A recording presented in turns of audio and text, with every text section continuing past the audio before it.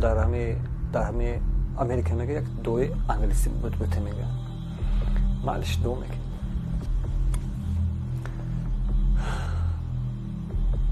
یوغی غریب و غیندغا غریب و امریکا یوغان غیندغاز غیندغی غریب خود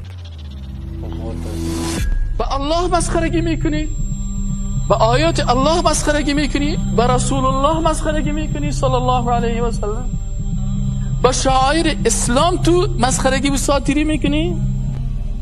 ابالله و آیاته و رسوله کنتم تستهزئون لا تعتذروا، عذر نکنید، عذرتان قبول نمیشه.